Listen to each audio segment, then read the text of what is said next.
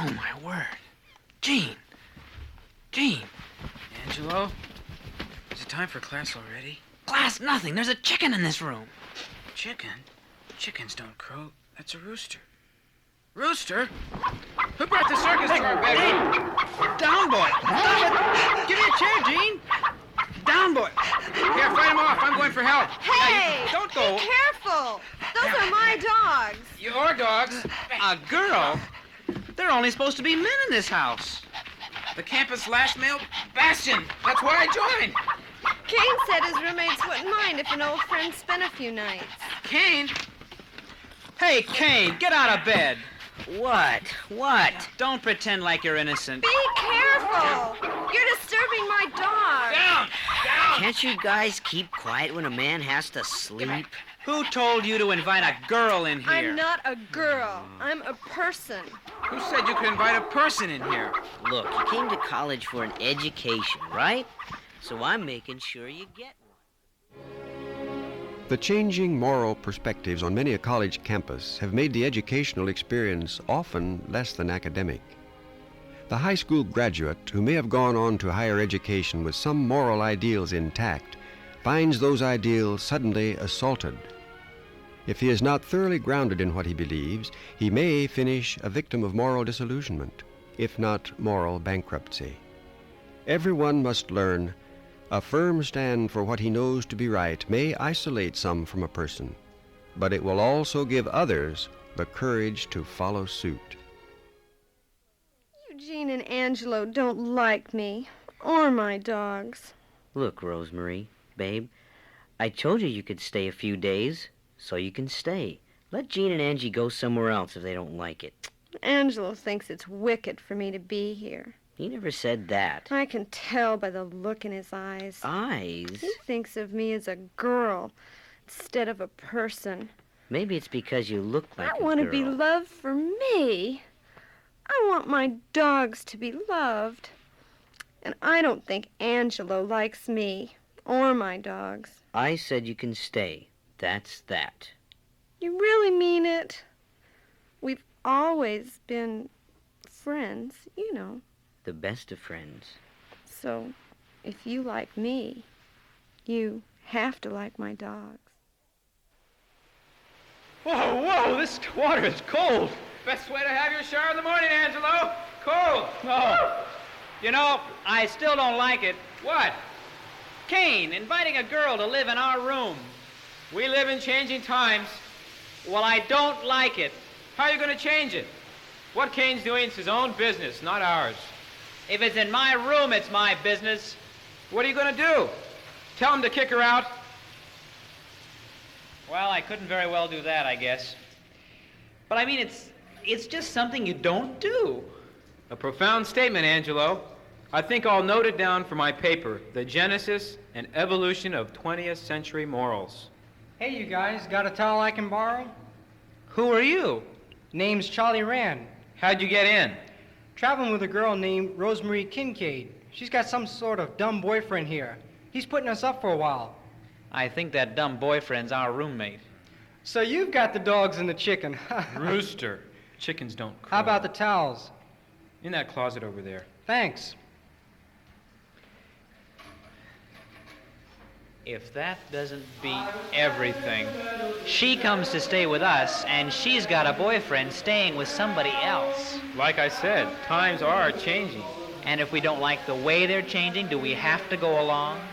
That's why we wanted to talk to Walter Stone's Uncle Dan today. Remember? Therefore, if one knows how to do what is right and yet does not do it, it is a sin for him. Do you see, Angelo? Well, I know what's right. What the scripture said, however, is simply knowing what's right isn't enough. You have to act on that knowledge. It isn't always practical. What makes it so impractical, Eugene? Listen, Walter. Angelo here's the guy who's the all-time nice guy working his way through school. Angie, you explain. Okay, well, here's a for instance. 3 roommates are pretty good friends, okay? A promising start.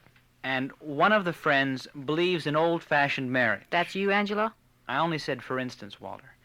Now, another roommate is studying morals. Me, for instance.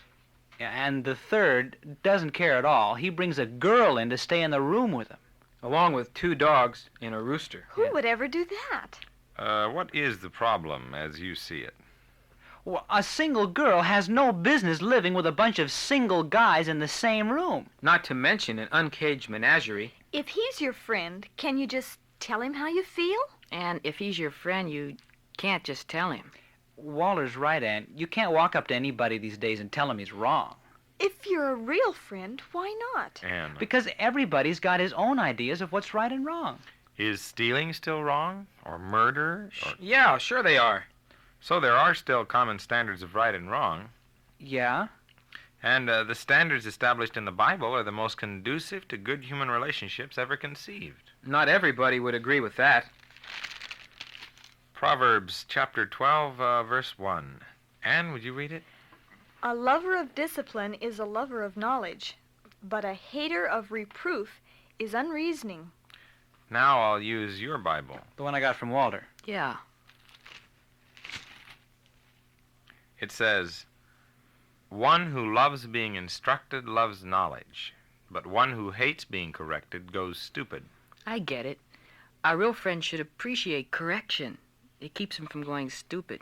And a real friend will do the correcting. Look, The wounds inflicted by a lover are faithful. Lover? A true friend. If you really love a person and you know he's doing something to hurt himself, should you refuse to help him? And if you know what's right and don't do it, then you're wrong. I don't like being waken up by a rooster in my own room. Do you think you could talk to Rosemary, Anne? It might work out better than us. Angelo, you asked us for advice. We showed you what the Bible says. Each person has to take his own stand in life. Anne can't walk into our place and tell a complete stranger to get out. Or tell Cain that he's out of his mind. Well, baby, you ready to go? I need some air and exercise. You're going to get it with me. What about me? You've got a great place in your room here. Peace, calm, time to meditate. I don't like meditating all by myself. I like meditating with Rosemary. You can't meditate with me because I'm not going to be here. We're friends. How about being a real good friend, Cain, and babysitting my dogs and my rooster while Charlie and I are out? The dogs are so noisy. They're scratching behind the ears when they bark. And don't worry about the rooster. It's evening, and roosters never crow in the evening. But they're gone. At least the dogs aren't barking. Everyone has a conscience, Walter. That's why the Bible writer Paul could say that when people that didn't know God's law did the things of God's law, those people did so because of their conscience. Which explains why the basic ideas of right and wrong in the Bible are almost universal. Take Angelo. He has some pretty definite ideas of what he believes right to be. But he doesn't want to rock the boat by telling anybody. Biblically, that is wrong, Walter. It's like this new translation I bought said. Everyone who knows what is the right thing to do and doesn't do it commits a sin. That's pretty clear. You have to take a stand somewhere and let other people know it if you're going to live at peace with yourself. I wonder what Angelo and Eugene will do with what you told them. That's up to them. Now let's go. Anne's waiting for us at the student plaza. I see you're an out-of-towner. it shows that much? Well, us out-of-towners can always tell each other. Oh, where do you come from? Nowhere in particular, and that's where I'm going to. I'm traveling around the country with a buddy named Charlie and staying in one of the boys' houses, living for and by love. Oh, I see. Aren't you shocked? Well, if you told me that to shock me, it didn't. People are that way. Do you feel it's wrong for me to be traveling around with the guy I'm not married to? What's your definition of right and wrong? What feels good is right, and what feels bad is wrong. Suppose making you feel good hurts somebody else. Of course, I believe you shouldn't do anything that would hurt somebody else. As long as both parties agree, it's okay. I mean, isn't that what most people believe? I don't. Oh?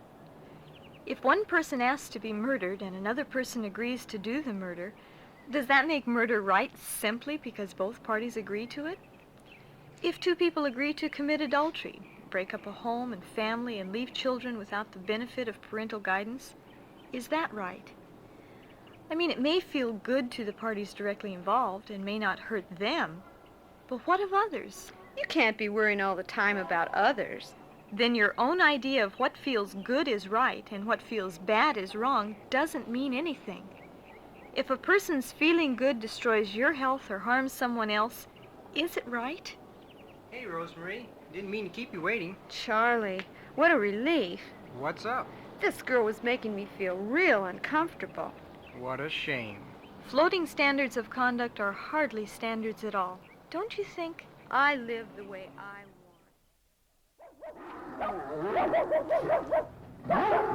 This is disgusting. These dogs aren't even housebroken. That does it. You're gonna have to tell her to go, Kane. I can't tell her to go. She's an old friend. Old friends who are girls have no business sleeping in a boys' dorm house. Especially in our room. I can't tell her. Then I'll tell her, because I think her being here is blatantly wrong. And I'll tell her because I think her dogs blatantly stink. And if she doesn't get her rooster out, he's gonna be fried chicken. Rosemary's pretty. How pretty is that, leaving you to babysit her dogs while she goes out with somebody else that she's traveling with? I mean, you gotta have some sort of standards in life. Are you boys having an argument? No argument. We all agree that your dogs stink. And they've made our room an absolute mess. And furthermore, it isn't right for a single girl to be staying in a room with a bunch of single guys. Kane, are you going to let them talk that way? They're right, Rosemary. I never had the courage to tell you. Angelo, you and Eugene sound as if you've been talking to this woman I met at the student plaza today. If you know what's right, then you should do it. And your being here, Rosemary, isn't right. What can I say? If that's the way you want it, then I'll leave. Very good. Whoever said you were a stupid girl, Rosemary? So anyway, Walter, we did it. You told her to leave. He did. As far as Gene and I were concerned, it was the right action. I'll tell my Uncle Dan. Do that. Say hello to Walter for me. I was in on the throwing out, too. Eugene says hello, Walter. Say hello back to Eugene. Hello back, Eugene. Okay, see you around. Okay, goodbye. Bye. That confirms it for me. Confirms what, Walter? That girl you talked to in the student plaza was Rosemary Kincaid. Ah. What about the boys Dan talked to? They listened to what he said. They didn't believe it was right for a girl to be living there, and they told Kane in no uncertain terms that that's how they felt. What about the girl now? She's gone.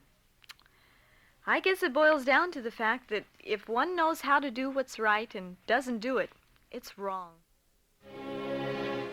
Many consciences have gone to sleep from the exhausting frustration of never being listened to. One firmly grounded in Bible principles will find those principles exerting a strong influence in keeping his conscience alive and active.